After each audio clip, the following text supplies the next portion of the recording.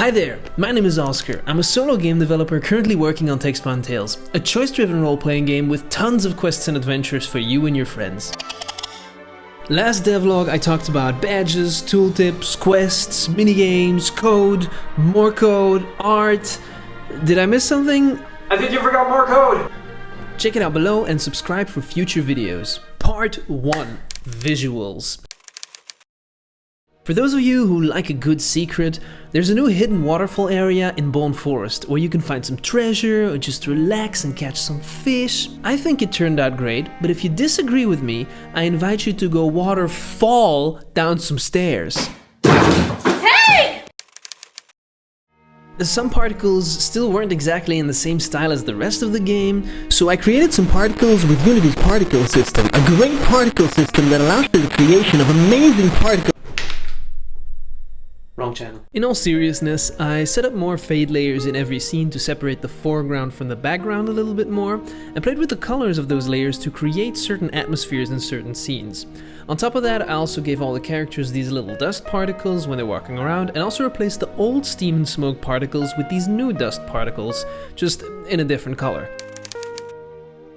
Geralt was looking kinda sad out there on the street, getting shot every once in a while, so I thought it would be better if he got shot in his own store instead. That's why you can now visit Geralt in his very own establishment on Definitely a Street Avenue. Since I want to add more interior scenes in the future, I decided to make a modular sprite sheet with all sorts of objects that can be used to create furniture and decorations in stores. The sheet contains mostly shelves and planks, but also has some generic objects like boxes, bottles, books, candles. I will still have to make unique objects for every shop and interior scene in the future anyway, but at least this way I have a base to start from. I plan to use these objects to make locations like the Mechanics Workshop, the Mage's Quarters, Geralt's Goods, and the Hunter's Lodge, which I will talk about more during this devlog. I'm cool as fuck. I know, I'm a game developer, I play the guitar, and my beard is almost coming through after 6 full years. But lately, I found something even cooler. What is it you say? I'm talking fucking horticulture! What? I got plants on plants on plants. Oh shit! I'm cutting up loads of bushes. You dry? Plants! I got some of that H2 motherfucking O that you need. What's that you want? A trim? I'ma cut you up real nice, bro. Where do I keep my plants? The kitchen? Yeah! The living room? Damn right! The bedroom? Okay! They don't just look cool, they're eco-fucking friendly. All of my friends talk about Planned Parenthood, but I'm out here preaching about Planned Parenthood. Cool, Oscar? Out! Part 2. Quests. Deep in the forest, locked up for years behind a heavy metal gate, lies a dark cavern waiting to be explored. Bone Cavern. Find the key and unlock the secrets within. Who knows what treasures you might find? Bone Cavern is basically a place where you can go on little dungeon-esque side quests. You'll run into monsters, cave-ins and other threats, and will have to try and find loot and make it out alive at the same time. When you're done killing wild creatures in Bone Cavern, you can now also get rewards for killing other creatures in the forest. Just pop on over to the Hunter's Lodge and accept a contract from Edmund. He will gladly pay you if you bring him some monster loot. Currently, there's a contract for killing Scroblins and a contract for Fern Hearts. I'll probably add more contracts in the future as I add more creatures to the game, but for the demo I think this will do. Another thing that's been added to Bone Forest is the woodcutter's cabin. Here you'll be able to meet the woodcutter and use his tools to make nice wooden furniture for your very own house in Thedal. Apart from that, there's also some other scenarios that take place here, like helping out a wounded bird, chopping firewood, digging for treasure, and much more. The art for this scene isn't entirely done yet, but the gameplay is pretty much finished.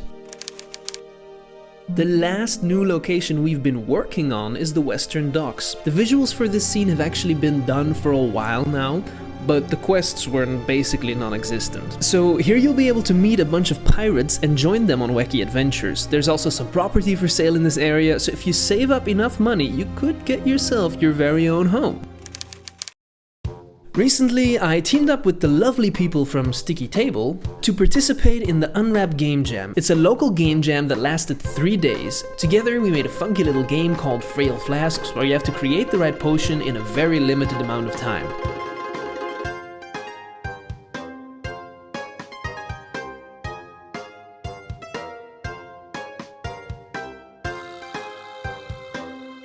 If you want to see more about this, leave a comment below in the comment section saying that you want to see more about this in the comment that's in the section for the comments below in the video section of the comments.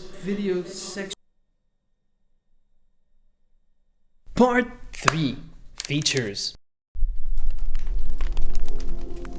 Hey there, this is the part of the video where I'm going to talk about some technical stuff.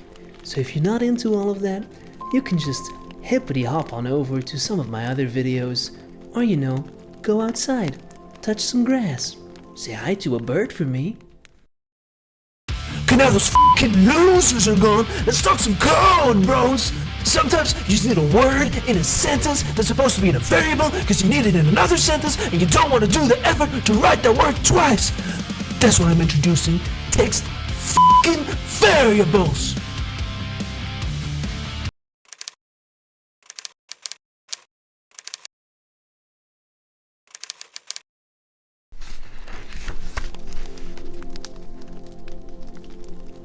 Oh hey, look who's still here.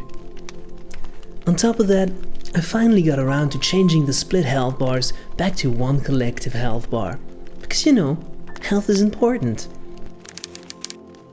I fixed the bug with saving. As always, thanks for watching. Subscribe to the channel if you like seeing my progress and hearing my horrible sense of humor. These devlogs take quite some time to make, so show me some love in the comments if you like what you see and you want me to continue without getting a mental breakdown anytime soon. Thanks again for watching, and I'll see you next time.